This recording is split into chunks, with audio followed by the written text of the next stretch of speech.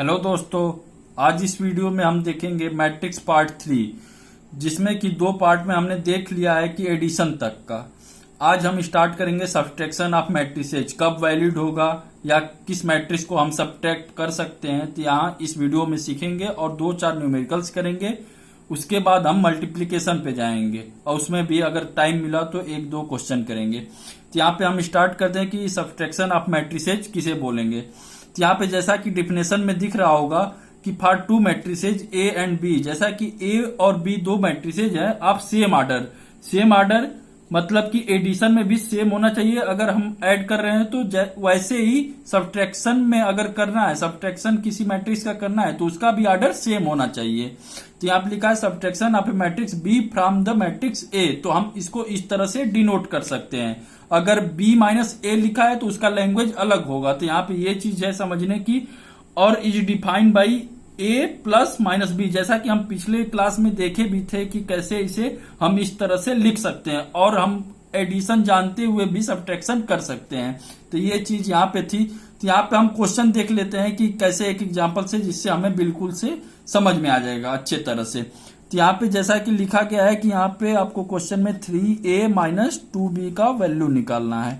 तो यहाँ पे हम लिख लेते हैं 3a, यानी कि आपको लिखना है 3 2 माइनस 1 3 1।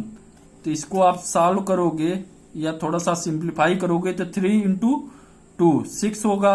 इसको भी मल्टीप्लाई करेंगे जैसा कि हमने सीखा हुआ है पिछले वीडियो में कि कैसे मैट्रिक्स का मल्टीप्लीकेशन करते हैं स्केलर मैट्रिक्स में। यहाँ पे 3 इंटू 3 9 हो जाएगा, यहाँ पे 3 इंटू 1 तो 3 हो जाएगा। और यहाँ पे हम आ जाते हैं 2b यानी कि 2b का वैल्यू लिख देते हैं 1 4 7 और 2। तो अगर हम इसको लिखें तो ये हम इसको लिख सकते हैं ऐसे 2 8 14 और 4। और आपको क्वेश्चन में क्या दिया है कि 3a माइनस 2b, यानी कि ये 3a का वैल्यू है, ये 2b का वैल्यू है। अब इसको क्या करेंगे, आप सिंपली सब्ट्रैक्ट कर देंगे जैसा कि आप नेचुरल करते भी हैं, जो नॉर्मल जो रहता है कि 6 माइनस 2 कितना हो गया 4 हो गया। तो ऐसे ही इसका हर एक करस्पॉन्डिंग एलिमेंट से करेंगे, ना कि ये इससे कर देंगे ये इससे कर देंगे, ऐसा कुछ नहीं करना है। जैसा ये एडिशन में करते थे कि 6 में 2 को ये ऐड करते थे, वैसे ही सब्ट्रैक्शन में भी करस्पॉन्डिंग एलिमेंट को हम सब्ट्रैक्ट करेंगे। तो यहाँ पे हम लिख लेते हैं इसको, और -2 8 14 और 4।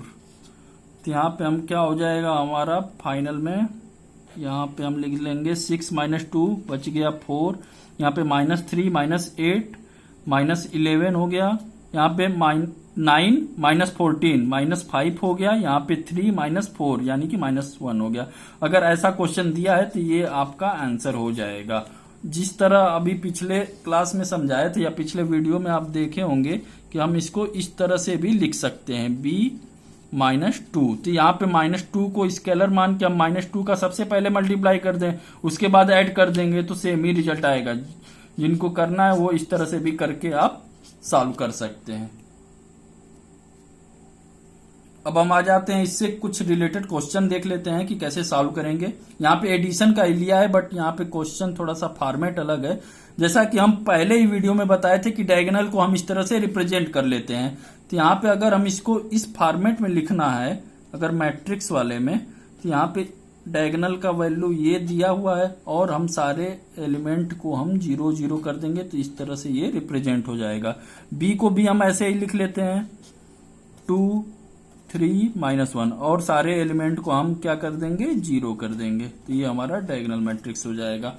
बोला क्या है कि 3a यानी कि 3a प्लस 4b का वैल्यू निकालना है। तो यहाँ पे 3 मल्टीप्लाई कर देते हैं सारे मैट्रिक्स के एलिमेंट्स में। तो यहाँ पे 0 0 ये 0 0 2 हो गया, जैसा कि आप लोग देख रहे हैं। इसको मल्टीप्लाई कर देते हैं, 3 0 0 हो जाएगा, यहाँ पे -3 हो जाएगा, यहाँ पे 0 0 0 6 हो गया। यहाँ पे 3a का वैल्यू आ गया। अब हम 3b का वैल्यू भी लिख लेते हैं ऐसे ही, 4b है सॉरी, यहाँ पे 4b है तो 4 को मल्टीप्लाई कर देंगे सारे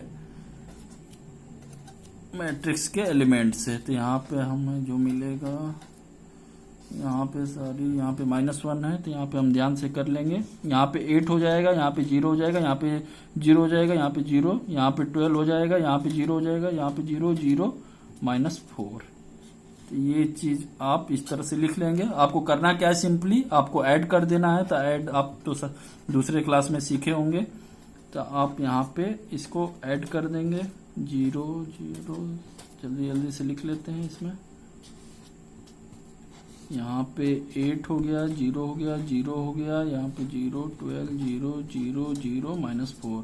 ये आप अपने से कर सकते हैं, 1-2 बार करेंगे आप खुद ही फास्ट करने लगेंगे। यहाँ पे 8 + 3 इसके करस्पॉन्डिंग एलिमेंट से ये ऐसे ही ऐड होता है। यहाँ पे एडिशन ऑफ मैट्रिसेज में यहाँ पे 0, यहाँ पे 3 9 हो जाएगा ऐड करने पे, यहाँ पे 0 हो जाएगा, यहाँ पे 0 0, यहाँ पे 6, यहाँ पे 2 हो जाएगा। तो ये आपका आंसर हो जाएगा। अगर आपको उस फॉर्मेट में लिखना है जैसा कि क्वेश्चन में दिया हुआ है, तो यहाँ पे डायगोनल इक्वल टू लिख लेंगे 11 9 2। तो ये आपका आंसर हो जाएगा। जैसा लिखा रहेगा आप आंसर करेक्ट। अब आ जाते हैं कुछ और क्वेश्चन पे, देख लेते हैं जल्दी जल्दी से करके कि क्या जो सीखे हैं वो अप्लाई हो रहा है कि नहीं, या सही है कि नहीं।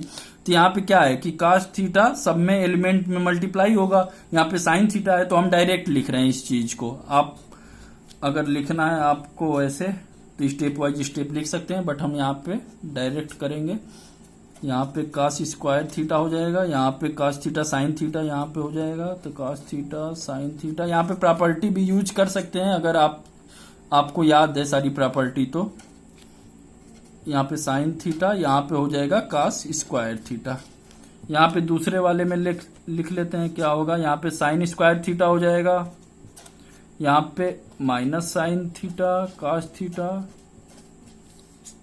यहाँ पे sin थीटा cos थीटा, और यहाँ पे मल्टीप्लाई करेंगे तो sin स्क्वायर थीटा। अब ऐड करना है सिंपली, तो आप क्या कर देंगे, इसको इससे एलिमेंट से ऐड करेंगे, इसको इससे, तो आपको क्या मिलेगा, यहाँ पे cos स्क्वायर थीटा हो जाएगा, यहाँ पे प्लस sin स्क्वायर थीटा हो जाएगा। इसको ऐड करेंगे इन दोनों को तो 0 हो जाएगा। ऐसे ही इन दोनों को ऐड करेंगे तो ये भी 0 हो जाएगा, और इस दोनों को ऐड करेंगे तो यहाँ पे हम लिख लेते हैं जो आ रहा है cos square theta plus sin square theta. तो ये आप जानते होंगे कि cos square theta plus sin square theta का वैल्यू 1 होता है। तो इसको और सिंप्लीफाई कर देंगे तो यहाँ पे क्या हो जाएगा आपका आंसर 1 0 0 1। इसको इस तरह से रिप्रेजेंट कर सकते हैं I2, यानी कि आइडेंटिटी मैट्रिक्स है, जैसा कि हम बताए थे पिछले क्लास में। अगर 1 1 है डायगोनल में तो इसको हम आइडेंटिटी मैट्रिक्स बोलेंगे। और कितना ऑर्डर का है, अगर 2 × 2 का है तो यहाँ पे I2 बोलेंगे। अगर 3 × 3 का आया होता तो यहाँ पे हम I3 इसको लिखते। तो अगर क्वेश्चन में दिया ऑप्शन में I2 है कि I3 है, तो आप इस तरह से टिक लगा सकते हैं। अब हम आ जाते हैं दूसरे क्वेश्चन पे, जल्दी जल्दी से कर लेते हैं जिससे कि आप मल्टीप्लिकेशन सीख लें इस वीडियो में। तो यहाँ पे हम देख लेते हैं क्या दिया हुआ है क्वेश्चन में। बोला है कि एक्स मैट्रिक्स को फाइंड करना है such that 2a + b + x = 0। तो आपको सिंपली क्या लिखना है, 2a लिख देंगे जल्दी से। यहाँ पे 2 मल्टीप्लाई कर देते हैं आप डायरेक्ट, तो -2 हो जाएगा, 2 × 2 4 हो जाएगा। यहाँ पे आप मल्टीप्लाई करेंगे 6 हो जाएगा, यहाँ पे 8 हो जाएगा। b को ऐसे ही ऐड कर देना है, तो यहाँ पे हम डायरेक्ट अब लिखते हैं इसको, -2 हो जाएगा, 4 हो जाएगा, 6 हो जाएगा और 8 हो जाएगा।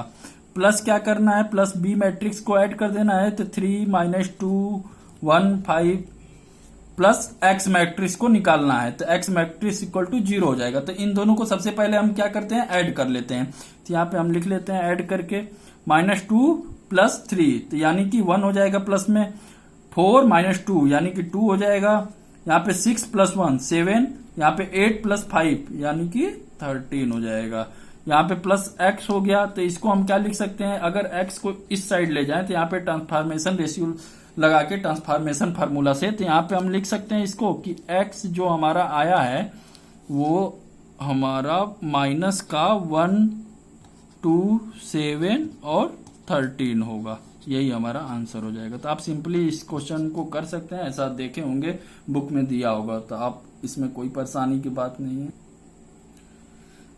अब एक और क्वेश्चन आपके बुक में रहा होगा, इसको भी देख लेते हैं कि इसका कैसे निकालेंगे। या सिंपल है, सब कुछ एक ही तरह से हम कर रहे हैं, ऐसा कुछ नहीं है कि हम सब में अलग अलग कर रहे हैं।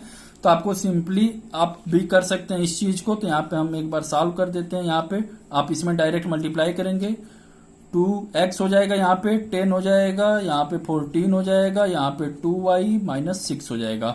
इसको ऐड करना है, यहाँ पे हम लिख लेते हैं एक स्टेप इसका, और इक्वल टू आपको कर देना है। यहाँ पे एक चीज ध्यान दे रहे होंगे, सारे मैट्रिक्स में जो है इसका ऑर्डर सब कुछ सेम है। तो यहाँ पे एडिशन हो या सब्ट्रैक्शन हो तभी होगा जब सबका ऑर्डर सेम होगा।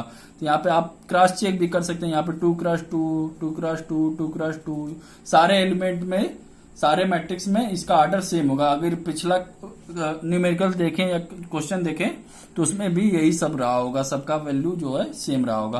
तो यहाँ पे हम इसको ऐड कर लेते हैं। कैसे होगा ऐड, इसको दोनों को ऐड कर लेते हैं। 2x + 3, 10 + 4, 14 हो गया। यहाँ पे 14 + 1 हो गया, 15 हो गया। यहाँ पे 2y - 6 + 2, तो यहाँ पे हम डायरेक्ट लिख सकते हैं 2y - 6 + 2 कितना हो गया, -4 हो गया। इसको आपको इक्वल कर देना है किसके, जो दिया गया है मैट्रिक्स क्वेश्चन में उसके बराबर कर देना है, तो आपको आंसर मिल जाएगा। यहाँ पे हम सॉल्व कर लेते हैं। 2x + 3 = 7। यहाँ पे एक क्लास में बताए भी होंगे कि आप ऐसा सॉल्व करेंगे कि ये आपके बराबर आ जाएगा। तो यहाँ पे ऑटोमेटिकली देखिए इसका बराबर आ गया। अगर इसमें नहीं आया तो x का वैल्यू इससे निकल जाएगा। तो यहाँ पे हमको क्या हो जाएगा, यहाँ पे 4/2 यानी कि 2 हो जाएगा। यहाँ पे 2y - 4 = इसके बराबर कर देंगे हम 14 यानी कि 18/2, 9 हो जाएगा हमारा आंसर। तो यहाँ पे y का वैल्यू अगर हमें पूछे तो x का वैल्यू 2 हो गया, y का वैल्यू 9 होगा। कैलकुलेशन चेक कर लीजिएगा, हो सकता है गलत भी हो जाए लेकिन आप अपने से सही करिएगा। अब हम आ जाते हैं मल्टीप्लीकेशन ऑफ ए मैट्रिसेज में। ये थोड़ा इंपॉर्टेंट है, आप समझ लेंगे तो कुछ होगा नहीं इसमें, ऐसा नहीं लगेगा कि आप कुछ नई चीज पढ़ रहे हैं। जो पढ़े हैं उन्हीं चीजों से हम मल्टीप्लीकेशन सीखेंगे, आपको बिल्कुल आसान तरीके से समझ में आ भी जाएगा। और एक बार प्रैक्टिस कर लिया तो आप बार बार आप उसी चीज को करने लगेंगे जल्दी से। तो यहाँ पे देख लेते हैं क्या है इसका डिफिनेशन। 2 मैट्रिसेज A और B, अगर 2 मैट्रिसेज दिया गया है और are conformable for the matrices, मतलब कब कन्फर्म हो जाएगा कि ये दोनों जो मैट्रिसेज है वो मल्टीप्लाई हो सके। तो इसका कुछ कंडीशन है, देख लेते हैं। फॉर द प्रोडक्ट, कब जैसे कंफर्म हो जाएगा कि ये प्रोडक्ट हो सकते हैं A और B मैट्रिसेज, तो उसके लिए कंडीशन है if the number of a column, जो number of a column in A, जो A मैट्रिक्स दिया रहेगा उसका number of a column is same as the number of a row. यानी कि हम एक एग्जांपल से समझ लेंगे अभी। तो यहाँ पे हम जैसा कि देख रहे होंगे, यहाँ पे M × N मैट्रिक्स दिया गया है और इसमें भी ये देखिए N × P लिखा गया है। तो इसका क्या मतलब है, ये जो पहला एलिमेंट है, या कि ये बोल सकते हैं कि जो पहला हमारा मैट्रिक्स है उसका ये हमारा हो जाता है, क्या हो जाता है, रो हो जाता है। इसको हम कॉलम बोलते हैं। यहाँ पे क्या लिखा गया है डिफिनेशन में कि number of a column in A is equal to या same as the number of a row in B। यानी कि अगर मल्टीप्लाई करना है तो B मैट्रिक्स का जो रो होगा ये इसके बराबर होगा। कॉलम अगर n है तो ये हमारा रो जो है B का अगर मल्टीप्लाई करना है तो ये भी हमें सेम रखना पड़ेगा। ये कुछ भी हो सकता है और ये भी कुछ भी हो सकता है। यहाँ पे m का वैल्यू 2, 3, 4 कुछ भी हो सकती है, बट अगर यहाँ पे 4 रख दिए n का वैल्यू तो जो दूसरा मल्टीप्लाई करेंगे उसका भी वैल्यू यहाँ पे n की जगह पे 4 ही होगा। तो ये चीज इसमें समझने वाली है, 2-4 क्वेश्चन कर लेंगे आपको बिल्कुल क्लियर हो जाएगा। तो यहाँ पे हम आ जाते हैं, एक क्वेश्चन एग्जाम्पल ले लेते हैं सिंपल सा। तो यहाँ पे देखिए ये जो मैट्रिक्स है इसका आप सबसे पहले क्या है कि इसका ऑर्डर लिख लेंगे। तो इसको क्या बोलेंगे कितने ऑर्डर का है, तो यहाँ पे ऑर्डर के लिए क्या बताए थे, रो सबसे पहले जाएंगे तो 1, 2 रो हो गया। कॉलम में क्या है, एक ही कॉलम है तो इसको हम बोल देंगे 2 × 1 का मैट्रिक्स है। इसका अगर हमें लिखना है ऑर्डर तो क्या होगा, ये एक ही रो है, यहाँ पे 1 रो, बट यहाँ पे कॉलम जो है 1, 2, यहाँ पे हम इसको लिखें तो 1 × 2 का इसको हम लिख सकते हैं। तो जो हमारा रिजल्टेंट मैट्रिक्स बनेगा, सबसे बड़ी बात है कि उसका ऑर्डर क्या होगा। अगर ऑर्डर पता चल जाएगा तो आप उसके सारे एलिमेंट को लिख लेंगे। जैसा कि हम पिछले क्लास में भी देखे थे कि अगर 2 × 2 का मैट्रिक्स हमें बनाना है तो A1, A11, A12 ऐसे लिख लेंगे, उसका एलिमेंट निकाल लेते थे। तो इसी तरह इसमें भी सेम चीज करनी है। तो यहाँ पे हम क्या करेंगे, इस तरह समझने के लिए लिख लेते हैं कि इन दोनों जो कॉमन है इसको हम एक घेरा बना लेंगे और ये जो है 2x2 इसको हम जो हमारा नया मैट्रिक्स बनेगा 2x2 ऑर्डर का मैट्रिक्स बनेगा। तो अगर हम ए बी को मल्टीप्लाई करेंगे तो ये हमारा 2x2 का मैट्रिक्स बन जाएगा। और 2x2 का मैट्रिक्स बन गया तो आप सिंपली ये चीज तो लिख ही सकते हो कि यहाँ पे इसका जो एलिमेंट होगा या तो A11 होगा, A12 होगा, A21 होगा और A22 होगा, तभी हम इसको 2x2 का मैट्रिक्स बोलेंगे। अगर 3x2 का आता है या जो 3x3 का आता है तो हम इसको 11, 12, 13 या तो 1 2 ऐसे लिखते हैं। सारे एलिमेंट 9 एलिमेंट हो जाते हैं। यहाँ पे 2x2 ही बन रहा है हमारा जो मैट्रिक्स मल्टीप्लाई हो रहा है, तो हम इसका एलिमेंट हमें पता करना है, जो होगा वही हमारा आंसर हो जाएगा। तो यहाँ पे हम देख लेते हैं इसको मल्टीप्लाई करके। तो यहाँ पे जैसा हम देख रहे हैं कि A11 का वैल्यू क्या होना चाहिए, तो यहाँ पे कुछ नहीं है, सिंपल सा है 1 1, यानी कि पहला क्या आप बोलते हैं, यहाँ पे रो बोलते हैं, दूसरा क्या बोलते हैं, यहाँ पे कॉलम बोलते हैं। तो पहले रो से दूसरे कॉलम को अगर मल्टीप्लाई किया जाए, जैसे वहां पे सारे एलिमेंट में ऐसे ही करते थे एडिशन और एडिशन में, तो यहाँ पे भी सिंपल है, यहाँ पे मल्टीप्लाई करना है तो यहाँ पे भी मल्टीप्लाई ही करेंगे। तो यहाँ पे देख लेते हैं कि पहले रो को पहले के कॉलम से अगर मल्टीप्लाई कर दे तो A11 का वैल्यू आ जाएगा। जो लिखा है वही चीज करना है, आपको बिल्कुल कुछ नहीं नया करना है, जैसा लिखा है वैसा ही आपको बस वैल्यू पुट कर देना। तो पहला रो क्या है, यहाँ पे ये फर्स्ट रो है, तो फर्स्ट रो का वैल्यू क्या है, यहाँ पे 1 है। और कॉलम में देख लेते हैं क्या है, पहले कॉलम का वैल्यू क्या है, 0 है, तो यहाँ पे A11 का वैल्यू क्या आ जाएगा, आपका 0 आ जाएगा। ऐसे ही अगर हमें फाइंड करना है A12 का वैल्यू, तो यहाँ पे क्या है, पहले रो, यहाँ पे जैसा कि आप लोग जानते हैं पहला रो दूसरा कॉलम, यानी कि पहले रो, यहाँ पे पहले रो का वैल्यू क्या है, 1 है, और दूसरे कॉलम के वैल्यू से मल्टीप्लाई कर देंगे, यहाँ पे A12 का वैल्यू आ जाएगा। तो यहाँ पे क्या है, दूसरे कॉलम का वैल्यू यहाँ पे 1 है, तो यहाँ पे 1 हो गया। अब यहाँ पे और देख लेते हैं A21 का वैल्यू क्या होगा। तो यहाँ पे अब दूसरा रो और पहला कॉलम, तो यहाँ पे जो रो है सेकेंड रो और कॉलम जो है पहला मल्टीप्लाई कर देंगे, ये आपका आंसर आ जाएगा। तो यहाँ पे हम देख लेते हैं दूसरे रो का वैल्यू क्या है, यहाँ पे 2 है, कॉलम 1 का वैल्यू क्या है, यहाँ पे 0 है, यहाँ पे आप सिंपली इसको 0 आ जाएगा। यहाँ पे 2 2 अगर करना है तो दूसरे रो और दूसरे कॉलम को मल्टीप्लाई कर देंगे। तो दूसरे रो का वैल्यू क्या है, 2 है, और दूसरे कॉलम का वैल्यू क्या है, 2 है। तो आप सिंपली अगर आपको ऐसा बोल दिया गया है कि कंस्ट्रक्ट करना है, तो यहाँ पे सिंपल A12 का वैल्यू, यहाँ पे सारी चीजें यहाँ पे आप अपने से खुद से लिख सकते हैं। तो यहाँ पे जिन्हें नहीं समझ में आया एक बार हम और रिपीट कर देते हैं, ध्यान से देख लेंगे वो लोग। तो यहाँ पे सबसे पहले क्या दिया गया है कि अगर मल्टीप्लिकेशन ऑफ ए मैट्रिसेज हमें करना है तो इसके लिए एक कंडीशन दिया गया है कि जो पहला मैट्रिक्स होगा उसका जो कॉलम का वैल्यू होगा उसके दूसरे वाले के रो के बराबर होगा, तभी हम मल्टीप्लाई कर सकते हैं। यहाँ मल्टीप्लिकेशन तभी पॉसिबल है जब पहले वाले के जो पहला मैट्रिक्स है उसका कॉलम इक्वल टू जो दूसरा वाला मैट्रिक्स है उसके n के बराबर, तो यहाँ पे बराबर होगा। तो हम एक चीज तो ये समझ लिए कि अगर मल्टीप्लाई करना है मल्टीप्लिकेशन, तो ये जो है पहले वाले का कॉलम दूसरे वाले के रो के बराबर होगा तभी मल्टीप्लाई होगा, अगर नहीं है तो नहीं होगा। तो यहाँ पे वही चीज हम देखे थे। और जो मैट्रिक्स हमें मिलेगा, जो रिजल्टेंट मैट्रिक्स मिलेगा उसका ऑर्डर क्या होगा, तो इन दोनों को अगर कॉमन ले ले तो जो बचा वही हमारा जो रिजल्टेंट मैट्रिक्स का ऑर्डर हो जाएगा।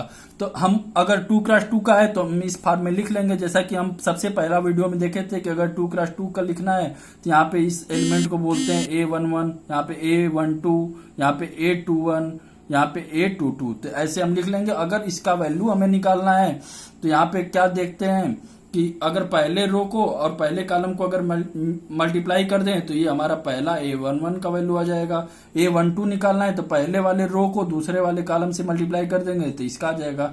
एक और एग्जांपल देख लेंगे, उसमें आपको बिल्कुल क्लियर हो जाएगा। उसके बाद एक क्वेश्चन करेंगे, उसमें आप खुद से ही सॉल्व करने लगेंगे। तो यहाँ पे हम देख लेंगे अब जैसा कि इस क्वेश्चन में आप लोग देख रहे होंगे कि सबसे पहले क्या करना है आपको कि मैट्रिक्स का ऑर्डर देखना है। यहाँ पे क्या है, 2x2 है।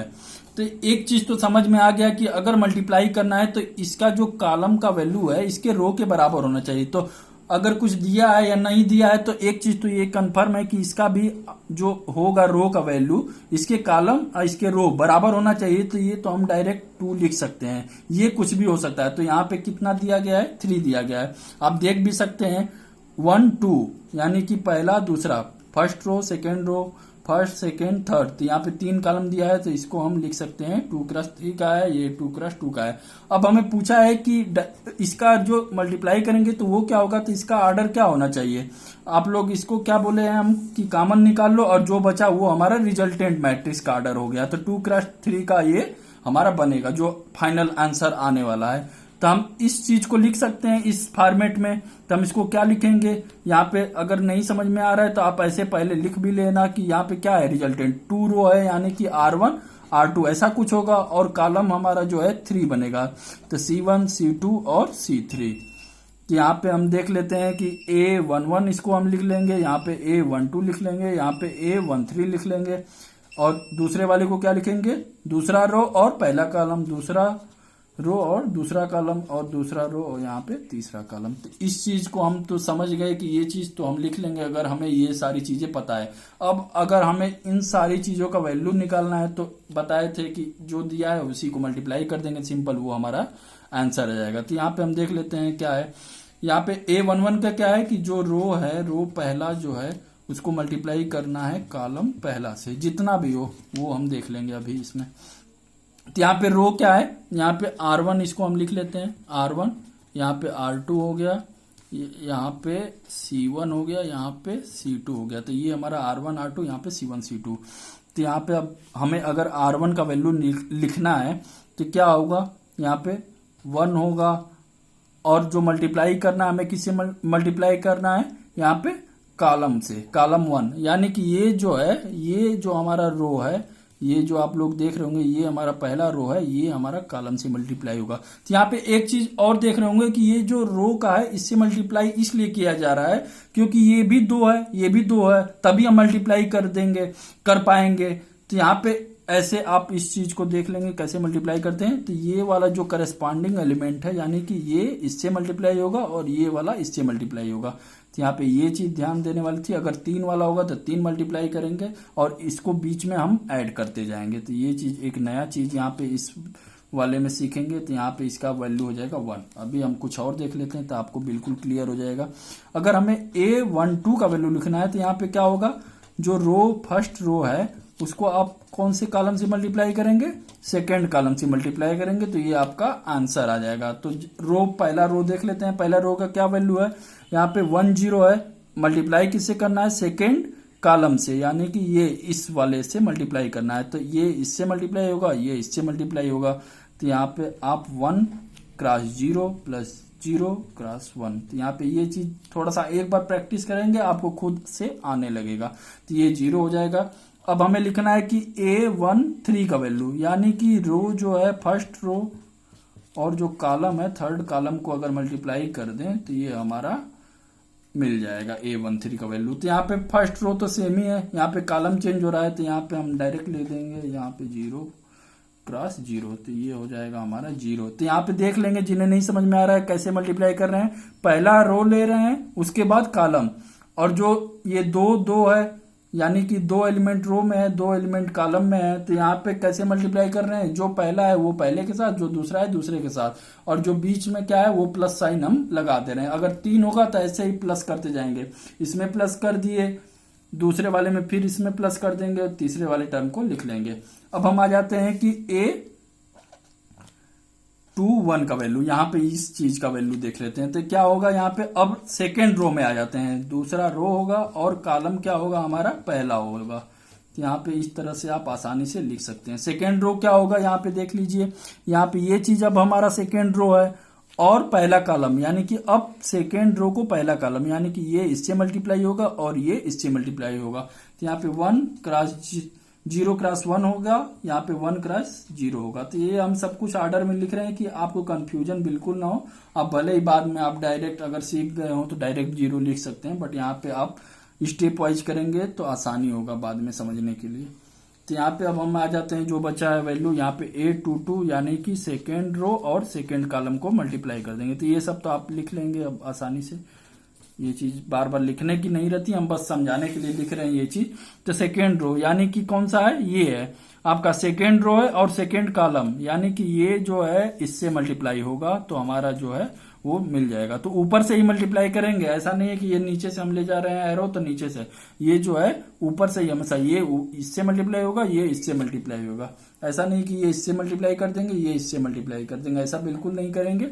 जो आर्डर है उसी आर्डर में करेंगे। ये 0 1 है तो ये ऊपर ऐसे आप इस तरह कर देंगे तो ये इससे मल्टीप्लाई होगा, ये इससे मल्टीप्लाई होगा। तो यहाँ पे लिख लेते हैं इसका वैल्यू 0 क्रॉस 0 प्लस हो गया बीच में, फिर क्या है 1 क्रॉस 1, तो यहाँ पे इसका वैल्यू 1 हो गया। यहाँ पे अब 2 3 का वैल्यू लिख लेंगे। तो यहाँ पे क्या है 2 3 अब डायरेक्ट भी लिख सकते हैं कि यानी क्या लेना है, सेकेंड रो लेना है और थर्ड कॉलम।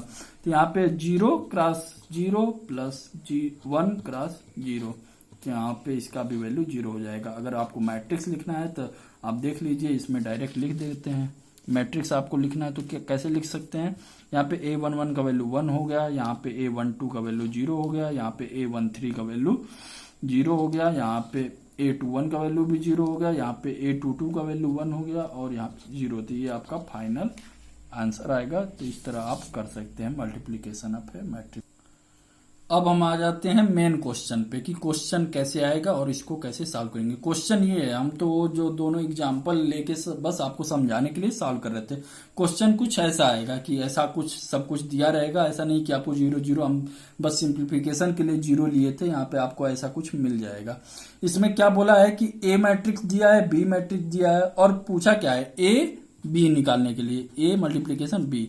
तो यहाँ पे हम देख लेते हैं कि ए मैट्रिक्स का ऑर्डर क्या है। तो यहाँ पे आप लोग लिख सकते हैं अपने से, तो क्या होगा पहला दूसरा, यानी कि फर्स्ट रो यहाँ पे हम लिख लेते हैं, इसको हम R1, इसको हम R2 लिख लेंगे।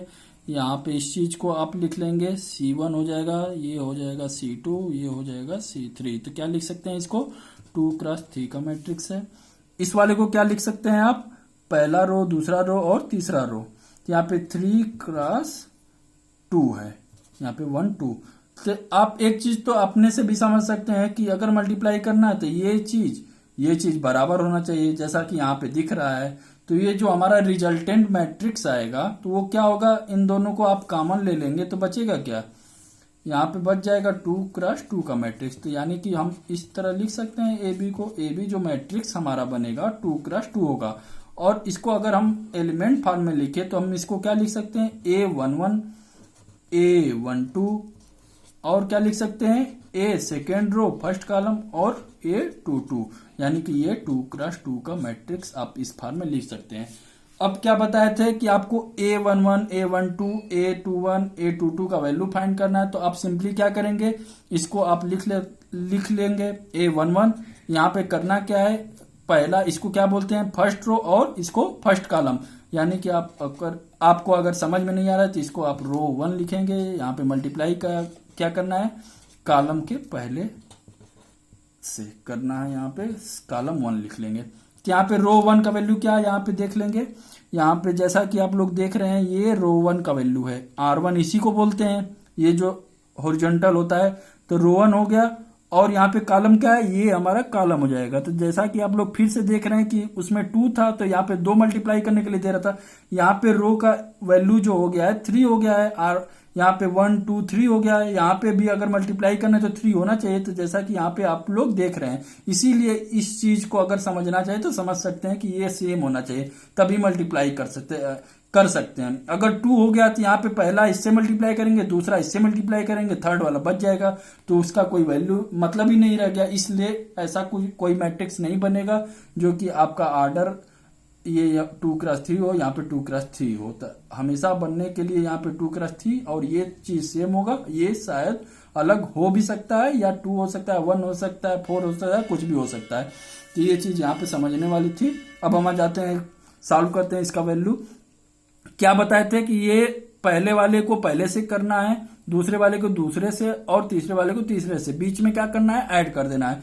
तो यहाँ पे हम देख लेते हैं 1 क्रॉस 2 लिख लेंगे, प्लस यहाँ पे माइनस साइन है तो माइनस लगा लेंगे, -2 क्रॉस -1 प्लस 3 क्रॉस 4। तो यहाँ पे आप इसको सिंपली सॉल्व करेंगे तो देख लेंगे कितना आएगा, 2 लिख लेंगे, यहाँ पे 2 लिख लेंगे, यहाँ पे 4 12 लिख लेंगे तो 12 2 2 कितना हो गया 16 हो गया। तो यहाँ पे इसका वैल्यू निकल गया। अब हमें क्या निकालना है, A12 का वैल्यू निकालना है। तो यहाँ पे क्या होगा, सबसे पहले 12 को क्या है, यहाँ पे पहला रो है तो रो मल्टीप्लाई करेंगे दूसरे के कॉलम वाले से, तो हमारा इसका वैल्यू निकल जाएगा। तो A12 का यही मतलब भी है, पहला रो दूसरा कॉलम। तो यहाँ पे रो 1 और दूसरे कॉलम को मल्टीप्लाई करेंगे तो आप आसानी से इसका वैल्यू मिल सकता है। पहला रो तो सेम ही है जो घेरा लगाए हैं, यहाँ पे दूसरा रो को हम फिर से घेरा लगा लेते हैं, ये दूसरा है, इसमें फिर वही करेंगे, पहले वाले एलिमेंट से इसको करेंगे, दूसरे वाले एलिमेंट से दूसरे वाले एलिमेंट को, तीसरे वाले एलिमेंट को तीसरे वाले। तो यहाँ पे 1 क्रॉस 3 प्लस हो गया -2 क्रॉस 2 प्लस 3 क्रॉस यहाँ पे -5 है तो यहाँ पे -5 ले लेंगे। तो इसको सॉल्व कर लीजिए, यहाँ पे 3 हो गया, यहाँ पे -4 हो गया, यहाँ पे -15 हो गया। तो कितना हो गया, -19 हो गया, प्लस 3 हो गया तो -16 आ गया। अब हम आ जाते हैं A21 का वैल्यू निकालने के लिए। तो A21 का वैल्यू कैसे निकालेंगे, सेकेंड रो यानी कि रो 2 और कॉलम पहले को मल्टीप्लाई कर देंगे तो ये हमारा वैल्यू मिल जाएगा। सेकेंड रो और फर्स्ट कॉलम को मल्टीप्लाई करेंगे तो ये हमारा 21 का वैल्यू मिल जाएगा। तो यहाँ पे हम देख लेते हैं ग्राफ में, ये जो वैल्यू दिया है सेकेंड रो इसको बोलेंगे और फर्स्ट कॉलम यानी कि ये फर्स्ट कॉलम, ये अब इससे मल्टीप्लाई होगा तो ये हमारा 21 का वैल्यू आएगा। सिंपल है, आप एक बार कीजिएगा फिर उसके बाद खुद से क्वेश्चन कीजिएगा, आपको बिल्कुल आसानी से हो जाएगा। यहाँ पे 2 क्रॉस, यहाँ पे देख लेते हैं 2 क्रॉस 3 क्रॉस 2 होगा, यहाँ पे 2 क्रॉस -1 हो गया, यहाँ पे प्लस लिखेंगे -1 क्रॉस -5 हो गया। तो ये -1 क्रॉस 4 हो गया, इसका 4 है। आप लोग ध्यान से देख लेंगे, अगर गलत किए हैं तो आप लोग सही कर सकते हैं। तो यहाँ पे 6 हो गया, यहाँ पे -2 हो गया, यहाँ पे -4 हो गया, यहाँ पे 0 आ गया वैल्यू, -6 + 6 0 हो गया। अब लास्ट में आ जाते हैं A22। अब हम लिख नहीं रहे हैं रो 2 और कॉलम 2 को मल्टीप्लाई करेंगे, हम डायरेक्ट लिख रहे हैं इस चीज को। तो यहाँ पे क्या है, हमारा रो 2 है और ये हमारा कॉलम 2 है, तो इसको अगर मल्टीप्लाई करेंगे जो है यहाँ पे सिंपल, आप धीरे धीरे कीजिएगा, आप डायरेक्ट लिखने लगेंगे। तो 1-2 बार प्रैक्टिस करने से आप डायरेक्ट लिखने लगेंगे। तो स्टार्टिंग में आप यही ऐसे ही कीजिएगा, बाद में आप अपने से कर लेंगे आराम से। यहाँ पे 3, यहाँ पे देख लेते हैं 3 क्रॉस 3 हो जाएगा, 2 इससे मल्टीप्लाई होगा और -1 इससे मल्टीप्लाई होगा। तो यहाँ पे लिख लेते हैं 3 क्रॉस 3 प्लस हो गया 2 से मल्टीप्लाई हो जाएगा और -1 जो है ये -5 से मल्टीप्लाई हो जाएगा, जो वैल्यू आ जाएगा वो हमारा आंसर हो जाएगा। 9 हो गया, यहाँ पे 4 हो गया, यहाँ पे +5 हो गया, यहाँ पे कितना लिख लेंगे 9 9 18 हो गया। ये हमारा आपका मैट्रिक्स बनने वाला है। 16 आ गया। A11 का वैल्यू, A12 का वैल्यू क्या होगा, -16 होगा। यहाँ पे A21 का वैल्यू 0 आया था और इसका वैल्यू 18 आया था। तो ये आप कैलकुलेट